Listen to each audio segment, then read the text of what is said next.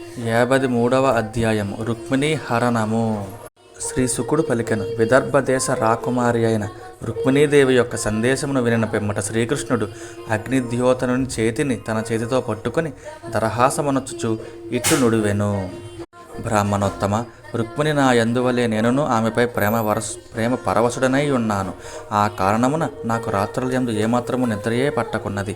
ఆమె అన్నయగు రుక్మి నాపై ద్వేషము వహించి ఉన్నందున మా ఇరువురి వివాహమునకు అతడు అడ్డుపడుచున్నట్లు నేను ఎరుగుదును. కానీ విప్రశ్రేష్ఠ, శుభాంగి అయిన ఆ రుక్మిణి నాయందే తన మనస్సును నిలుపుకొని ఉన్నది, మత్పరాయణయై ఉన్నది. అందువలన అరణిని మధించి అగ్నిని గ్రహించు రీతిగా నాకు అడ్డు వచ్చిన శత్రుమోకల పేచమనచి ఆ తరుణీమణిని తీసుకుని వత్తును. శ్రీ శుకుడు వచించెను. పరీక్షిని మహారాజా, రుక్మిణి వివాహ సుముహూర్తము ఎల్లుండి రాత్రి యందని శ్రీకృష్ణుడు తెలుసుకొనెను. వెంటనే ఆ స్వామి తన సారథియగు దారుకునితో, ఓయి శీఘ్రముగా రథమును సిద్ధమునర్పము అని పలికెను. మరుక్షణమే దారుకుడు రథమునకు శైభ్యము, సుగ్రీవము, మేఘపుష్పము, వలాహకము అను గుర్రములను చక్కగా పూంచి దానిని తీసుకొని వచ్చి ప్రాంజలి అయి శ్రీకృష్ణుని ఎదుట నిలబడెను.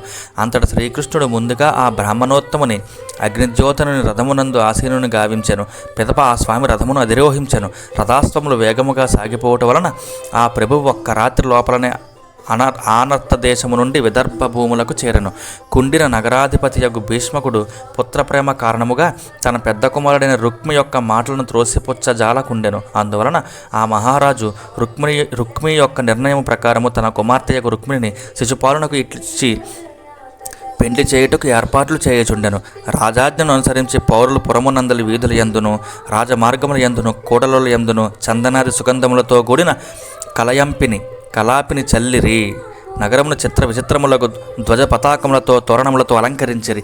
ఆ పురమునందలి స్త్రీ పురుషులు ఎల్లరూ సంతోషముతో సమయోచితముగా పూలహారములను, సుగంధ మాల్యములను, అమూల్యములకు ఆభరణములను, శుభ్రమైన వస్త్రములను అలంకరించుకునిరి. గృహములను అందముగా తీర్చిదిద్దిరి. వాటిని అగరు ధూపములతో గుబాలింపజేసిరి. రాజా, భీష్మక మహారాజు ఆ శుభ సందర్భమును పురస్కరించుకొని దేవతలను, పితృదేవతలను విద్యుక్తముగా పూజించెను. భూసురోత్తములను, షడ్రసోపేతములకు భోజన పదార్థములతో సంతృప్తులను గావించెను. నియమానుసారము పుణ్యాహవాచనాది మంగళ కార్యములను జరిపించెను. చక్కని పొలువరస గల కన్యకామణియగు రుక్మిణికి మంగళ స్నానములను చేయించిరి. హస్తములకు ఉత్సాహముతో కంకణములను ధరింపజేసిరి. నూతన వస్త్రద్వయముతోడను విరజిమ్ముచున్న భూషణములతోనూ అలంకరించిరి. ఋగ్యజుస్సామ వేద మంత్రములను పఠించుచు భూసురోత్తములు ఆమెకు రక్షాబంధనమును ఏర్పరిచిరి. అథర్వవేద పండితుడైన పురోహితుడు ప్రతికూల గ్రహశాంతికై హోమములను నిర్వహించెను. వేదశాస్త్ర విధులను బాగుగా ఎరిగిన భీష్మక మహారాజు బ్రాహ్మణోత్తములకు వెండి బంగారములను, నూతన వస్త్రములను, గుడమిశ్రితములైన నువ్వులను, పాడి ఆవులను దానము చేసెను. చేది దేశాధిపతి అయిన దమఘోషుడును ఇదే విధముగా తన కుమారుడు శిశుపాలునకు అభ్యుదయార్థము మంత్రవిధులైన విప్రులచే వివాహ సంబంధమైన సకల శుభకార్యములను జరిపించెను. పిమ్మట అతడు మదజలములను స్రవించుచున్న గజ బలములతోడను, బంగారు మాలలతో అలంకృతములైన రథములతోనూ, కాల్బలములతోడను, అశ్వదళములతోడను ఒప్పుచున్న తన సైన్యములను వెంటబెట్టుకుని కుండిన నగరమునకు చేరెను. అంతటా విదర్భ దేశాధిపతియగు భీష్మక మహారాజు దమఘోషాదులకు ఎదురేగి స్వాగత మర్యాదలను నెరపి వారిని సముచితముగా పూజించెను. ముందుగా ఏర్పాటు చేయబడిన విడిది గృహములలో వారిని నిలిపెను. ఆ సందర్భమును శిశుపాలుని వెంట అతని పక్షమునకు చెందిన శాల్వుడు, జరాసంధుడు, దంతవక్త్రుడు, విదూరథుడు, పౌండ్రకుడు మొదలగు వారు వేల సంఖ్యలో విచ్చేసిరి. సాల్వాదులు బలరామకృష్ణుల ఎడ వైరభావము కలిగి ఉండిరి. రుక్మిణీదేవి శిశుపాలనకే దక్కునట్లు చేయుటకే సిద్ధపడి వారు అతడికి వచ్చిరి. ఒకవేళ శ్రీకృష్ణుడు బలరామాదులతో కూడి వచ్చి రుక్మిణిని తీసుకుని వెళ్ళుటకు ప్రయత్నించినచో మనము అందరము అతనితో పోరాడుదాము అని కృతనిశ్చయులై ఆ సాల్వాదులు ఎల్లరూ చతురంగ బలములతో కూడి వచ్చి ఉండిరి. శ్రీకృష్ణునకు ప్రతికూలురైన శిశుపాలాదుల పన్నాగములను గూర్చి బలరామునకు తెలియవచ్చెను. రుక్మిణిని తీసుకుని వచ్చుటకై శ్రీకృష్ణుడు ఒంటరిగా వెళ్ళినట్లు వినెను. వారితో శ్రీకృష్ణునకు నిశ్చయముగా పోరు జరుగునేమో అని శంకించెను. అంతటా బలరాముడు తన సోదరునిపై గల ప్రేమ కారణముగా ఆయనకు సహాయపడుటకై చతురంగ బలములను తీసుకుని శీఘ్రముగా కుండిన నగరమునకు బయలుదేరెను. సౌందర్య రాశి అయిన రుక్మిణీదేవి శ్రీకృష్ణుని ఆగమనమునకై ఎదురు తెన్నులో చూచుచుండెను. తాను సందేశమిచ్చి పంపిన బ్రాహ్మణుడు ఇంకనూ తిరిగి రానందులకు శంకించుచు ఆమె ఆందోళనతో ఇట్లు తలపోసెను. అయ్యో, అల్పభాగ్యురాలనగు నా వివాహమునకు 3 జాములే, ఇక ఒక్క రాత్రియే మిగిలి ఉన్నది. అరవిందలోచనుడైన కృష్ణప్రభువు ఇంకనూ ఇచ్చటికి చేరలేదు. కారణమేమో తెలియరాకున్నది. నా సందేశమును తీసుకుని వెళ్ళిన భూసురోత్తముడు కూడా ఇంతవరకు మరలి రాలేదు. శ్రీకృష్ణుని స్వరూపము పరమశుద్ధమైనది. ఆయన ప్రయత్నపూర్వకముగా నన్ను చేపట్టుటకై ఇంతవరకు రాలేదు కదా. నిశ్చయముగా ఆయన నాలో ఏదో ఒక దోషమును చూచి ఉండవచ్చును. దురదృష్టవంతురాలనగు నా ఎడ బ్రహ్మదేవుడును పరమశివుడును అనుకూలురుగా లేనట్లున్నది. పర్వతపుత్రియు శంకరుని పత్నియు పరమసాధ్వియు అయిన గౌరీదేవియు ఇప్పుడు నాకు ప్రతికూలముగా నున్నట్లున్నది. శ్రీకృష్ణునికే తన మనస్సును అర్పించియున్న కన్యకామణియగు రుక్మిణి ఇట్లు చింతించుచుండెను. ఆ ప్రభువు ఇచ్చేటకు ఇంకనూ సమయం ఉన్నది అని ఆశావహయై ఉండెను. కానీ ఆమె వ్యాకులతతో అశ్రులను రాల్చుచూ కనులు మూసుకొనెను. మహారాజా, శ్రీకృష్ణుని శుభాగమన వార్తను తీసుకుని వచ్చాడు ద్విజుని అగ్నిజ్యోతిని కొరకై ఇట్లు రుక్మిణి ఎదురుచూచుచూ ఉండెను. అప్పుడు శుభ సూచకములుగా ఆమె యొక్క ఎడమతొడ, భుజము, నేత్రము అదరెను. రుక్మిణి సందేశమును కృష్ణుని కడకు తీసుకుని వెళ్ళిన ఆ భూసురోత్తముడే, అగ్నిజ్యోతనుడే ఆ ప్రభువు యొక్క ఆదేశముతో కుండినపురమునకు తిరిగి వచ్చెను. వెంటనే అతడు అంతఃపురము లోపలనున్న రుక్మిణీదేవిని దర్శించెను. ప్రశాంత చిత్తముతో ప్రహృష్ట వదనుడై తన కడకు వచ్చిన అగ్నిజ్యోతిని ఆమె చూచెను. ఆయన ముఖ లక్షణములను బట్టి కార్యము సఫలమైనట్లుగా గుర్తించిన ఆ సాధ్వి రుక్మిణి చిరునవ్వు చిందించుచు కార్య సాఫల్యమును గూర్చి ఆ విప్రోత్తముని అడిగను. ఇట్లు తనను అడిగిన రుక్మిణీదేవితో, అమ్మ, కృష్ణ పరమాత్మ వచ్చి ఉన్నాడు. ఆ స్వామి నిన్ను తీసుకుని వెళ్ళి వివాహము చేసుకున్నట్టుకు ప్రతిజ్ఞ చేసి ఉన్నాడు అని ఆ బ్రాహ్మణుడు వివరించెను. కృష్ణ భగవానుడు విచ్చేసినాడు అను మాటను అగ్నిజ్యోతిని నోట విన్నంతనే రుక్మిణీదేవి హృదయము సంతోషముతో పొంగిపోయిన. వెంటనే ఆమె, స్వామి, నీవు చేసిన మహోపకారమునకు తగిన ప్రత్యుపకారమును చేయనేరను. కావున చేతులు జోడించి నీ పాదముల చెంత ప్రణమిల్లుచున్నాను అని పలికి ఆ బ్రాహ్మణోత్తమునకు సాష్టాంగ నమస్కారమునొచ్చెను. తన కుమార్తె వివాహ మహోత్సవమును చూచి వేడుకతో బలరామకృష్ణులు కుండిన నగరమునకు ఏతించిన వార్తను విన్నంతనే భీష్మక మహారాజు సముచితమగు పూజా ద్రవ్యములను గైకొని తూర్యాది వాద్య ఘోషలతో మేళతాళములతో ఎదురేగి వారికి స్వాగత మర్యాదలను నెరపను. అనంతరము ఆ మహారాజు ఆ మహాత్ములకు మధుపర్కములను, అంటే పెరుగు, తేనె కలిపిన మంగళ ద్రవ్యములను, అమూల్యములైన నూతన వస్త్రములను సమర్పించెను. ఇంకనూ వారికి సంతోషమును గూర్చడి కానుకలను అర్పించి విద్యుక్తముగా పూజించెను. పెదప బాగుగా లోక మర్యాదలను ఎరిగిన ఆ విదర్భాధిపతి బలరామకృష్ణుల స్థాయికి తగినట్లుగా విడిది గృహములను ఏర్పాటు చేశాను. అవి సకల భోగోపకరణములతో సుసంపన్నములై ఉండెను. అట్లే వారి సైన్యములకును అనుచరులకును అతిథి మర్యాదలను గావించెను. ఇట్లే ఆ మహారాజు తన ఆహ్వానముపై విచ్చేసిన రాజులందరికీ వారి వారి బల పరాక్రమములకును వైభవములకును సిరి సంపదలకును అనువగునట్లుగా వారి అభిరుచులను అనుసరించి సకల మర్యాదలను జరిపెను. అనంతరము కుండిన నగరమునందలి పౌరులు శ్రీకృష్ణుని ఆగమన వార్తను విని సంబరపడుచు ఆ స్వామి విడిది చేసిన భవనమునకు విచ్చేసిరి. వారు ఆ ప్రభువు యొక్క ముఖారవింద మకరందమును తమ కన్నుల నుండి దోషులతో జుర్రుకొని పరమానందమును పొందిరి. వారు ఆనంద బాష్పములను రాల్చుచు కనులారా ఆ స్వామిని దర్శించి జై శ్రీహరి. తదుపరి వారు పౌరులు ఇట్లు అనుకునిరి, ఈ చక్రధారికి అన్ని విధములుగా మన రుక్మిణియే తగిన వధువు. సుమకోమలాంగి అయిన మన రుక్మిణికి సర్వాంగ సుందరుడైన ఈ కృష్ణుడే ఈడైన వాడు. వివాహాశ్చ వివాదశ్చ సమయోరేవ శోభతే. అనువైన దాంపత్యమునకు ఈడు జోడు ఎంతయూ ముఖ్యము. నీతిశాస్త్రము.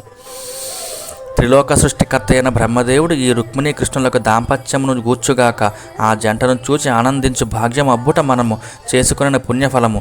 స్వల్పముగానైనను మనము ఏదైనా సుకృతము చేసుకుని ఉన్నచో ఆ సృష్టికర్త సంతోషముతో మనకు ఆ అదృష్టమును ప్రసాదించుగాక.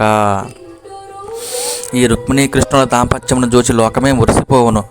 వీరు దంపతులొకట మహాభాగ్యఫలము. వీరి మధ్య ప్రణయమును గూర్చిన బ్రహ్మను మెచ్చుకొనవలయును. పౌరులు ఎల్లరూ రుక్మిణీ కృష్ణుల ప్రణయాను రాగములకు మురిసిపోవచ్చు తమలో తాము ఇట్లు అనుకొనుచుండిరి. ఇంతలో పెండ్లి కుమార్తె అయిన రుక్మిణి గౌరీదేవిని అర్చించుటకై భటుల రక్షణలో తన అంతఃపురము నుండి దుర్గాదేవి మందిరమునకు బయలుదేరాను.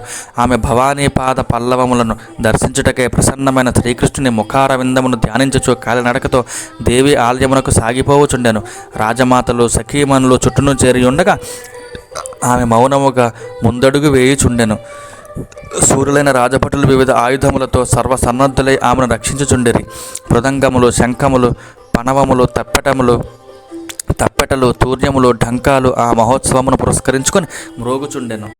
ద్విజపత్నులు, బ్రాహ్మణ ముత్తైదుపులు సుగంధ చందనాది ద్రవ్యములను అలదుకొని పూలహారములను, నూతన వస్త్రములను, సువర్ణాభరణములను చక్కగా అలంకరించుకొని ఆమె వెంట నడుచుచుండిరి. వారాంగనలు నానా విధములకు నైవేద్యములను, పూజా ద్రవ్యములను గైకుని వేల సంఖ్యలో వారిని అనుసరించుచుండిరి. ఆ వధువును అనుసరించి వచ్చుచున్న గాయకులు మంగళ గీతములను ఆలాపించుచుండిరి. వాద్యకారులు వాద్యములను మ్రోగించుచుండిరి. సూతులు వంది మాగధులు స్తోత్ర పాఠములను కావించుచుండిరి. ఆలయమునకు చేరినంతనే ఆ నవవధువు కమలముల వలె కోమలములైన తన పాదములను, కరములను ప్రక్షాళన చేసుకొనెను. పవిత్రాచమన మొనర్చి శుచి అయి ప్రశాంతముగా గౌరీ సన్నిధికి చేరెను. గౌరీ పూజా మందిరమున ప్రవేశించెను. అంతటా పూజా విధి విధానములను బాగుగా ఎరిగిన వయసు మళ్ళిన బ్రాహ్మణ ముత్తైదువులు పరమేశ్వరునితో కూడి ఉన్న గౌరీదేవికి ఆ వధువుచే రుక్మిణీచే వందనమాచరింపజేసిరి. అనంతరము రుక్మిణి గౌరీదేవికి నమస్కరించుచు ఇట్లు ప్రార్థించాను. అంబికాదేవి గణపతిని, కుమారస్వామిని ఉత్సంగమున చేర్చుకొని పరమేశ్వరునితో కూడి ఉన్న నీకు పదే పదే ప్రణమిల్లుచున్నాను. అమ్మ శ్రీకృష్ణ భగవానుడు నాకు పతియగునట్లు నన్ను అనుగ్రహింపము. పిదప ఆ కన్యకామని దుర్గాదేవికి పవిత్ర జలములను, సుగంధములను, అక్షతలను, దివ్య వస్త్రములను, పూలమాలలను, అమూల్యములకు ఆభరణములను సమర్పించను. ఇంకను ధూపదీపములతోనూ వివిధములకు నైవేద్యములతోనూ ఆ దేవికి సేవలంచెను. పిమ్మట ఆ నవవధువు ముత్తైదువలైన విప్ర వనితలను పూజా ద్రవ్యములతో అర్చించి వారికి లవణము, అపూపములు, దక్షిణ తాంబూలములు, కంఠహారములు, ఫలములు, ఇక్షుఖండములు మొదలగు వాటిని సమర్పించను. తదుపరి ఆ భూసుర వనితలు రుక్మిణికి దేవీ ప్రసాదములను ఇచ్చి ఆమెకు శుభాశీస్సులను పలికిరి. అంతటా ఆ రాకుమారి గౌరీదేవికిని ముత్తైదువులకును ప్రణమిల్లి దైవ ప్రసాదములను స్వీకరించెను. పూజా విధులను ముగించుకుని పిదప ఆ వధువు మౌనవ్రతమును వీడెను. అంతటా ఆమె రత్నపుటుంగరములతో శోభిల్లుచున్న తన చేతితో చెలికత్తె చేతిని పట్టుకొని గౌరీదేవి మందిరము నుండి బయటకు వచ్చెను. రాజా అప్పుడు బాలామణియగు రుక్మిణి తన లావణ్య శోభలచే దేవమాయ వలె ధీరులైన వీరులను సైతము మోహమున ముంచివేయుచుండెను. సన్నని నడుము గల ఆ బాల యొక్క ముఖము తలుకులీనుచున్న మణికుండలములతో మనోహరముగా ఉండెను. ఆ ముద్దరాలి నితంబములపై రత్నఖచితమైన కడిసూత్రము మేఖల మెలమెల మెరియుచుండెను. ఆమె వక్షస్థల శోభలు యౌవన ప్రాదుర్భావ దశను ప్రకటించుచుండెను. ముఖమున వ్రేలాడుచున్న అందాల ముంగురుల కారణమున ఆమె చూపులు చంచలములై ఒప్పుచుండెను. చిరునవ్వుల సింగారములు ఆహ్లాదకరములై అలరారుచుండెను. దొండపండు వలె వెలసిల్లుచున్న ఎర్రని అధరకాంతుల ప్రభావమున ఆమె పలువరసలు మల్లెమొగ్గలను తలపింపజేయుచుండెను. ఆమె నడకల సోయగములు కలహంస గమనములను స్ఫురింపజేయుచుండెను. కాలియందలి గలగలలు ఆమె పాద పల్లవలములకు ప్రత్యేక వైభవములను సంతరింపజేయుచుండెను. ఆ ఉప్పుల కుప్పను చూచినంతనే అతడికి వచ్చియున్న పేరు మోసిన వీరుల హృదయములు కామ వికారములకు లోనయ్యను. ఫలితముగా వారెల్లరూ మోహమున మునిగిరి. రుక్మిణి తన సౌందర్య సర్వస్వమును శ్రీకృష్ణునకు అర్పించి ఉండెను. గౌరీ యాత్రా నెపముతో వచ్చిన ఆ కన్యక పూజా మందిరం నుండి వెలువడి మెల్లమెల్లగా నడుచుచుండెను. ఒప్పిదమై మనోజ్ఞముగానున్న ఆమె దరహాస కాంతులను, నునిసిగ్గుల పరంపరను దర్శించినంతనే అతడి రాకుమారుల హృదయములు పరవశించిపోయెను. ఆ పారవశ్యములో వారి చేతులలోని అస్త్రములన్నీయును జారి నేలపై పడెను. అంతేగాక రథ గజాస్వములను అధిరోహించియున్న ఆ వీరులు ఎల్లరూ మూర్ఛితులై క్రింద పడిపోయేరి. ఇట్లు ఆ రుక్మిణి శ్రీకృష్ణుని యొక్క శుభాగమమునకు ఎదురు చూచుచు పద్మకోశముల వలె మృదువైన తన పాదములతో మెల్లమెల్లగా నడుచుచుండెను.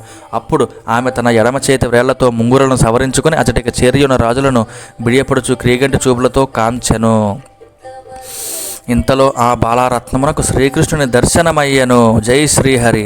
అంతటా ఆ రాకుమారి రథమును ఎక్కుటకు సుముఖముగా నుండి శ్రీకృష్ణుడు గమనించిన వెంటనే ఆ ప్రభువు తన ఎడ శత్రుభావం వహించి ఉన్న శిశుపాలాది రాజులందరూ చూచుచుండగా ఆమెను చేయుతనిచ్చి గరుడ ధ్వజము గల తన రథము మీదకి చేర్చుకొనెను. పెదవ సింహము తన ఆహారముతో నక్కల గుంపులను చీల్చుకుని పోవునట్లు శ్రీకృష్ణుడు అతడి రాజులందరినీ తృణీకరించుచు బలరామాది యదువీరులతో కూడి తిన్నగా ముందునకు సాగాను. అప్పుడు దురహంకారులు వీరులు అయిన జరాసంధాది రాజులు తమకు అపకీర్తికరమైన ఆ పరాభవమునకు తట్టుకొనలేకపోయారు. పెదపవారు ధనుర్ధారులమైన మన పరాక్రమములు కాల్పన మనముందరనే సింహముల ఆహారమును మృగముల తోడేళ్ల వలె ఈ గోపాలురు మనము ఆశించిన కన్యను ఎత్తుకొని పోయిరి అని ఆక్రోశముతో అనుకొనసాగిరి. జై శ్రీహరి.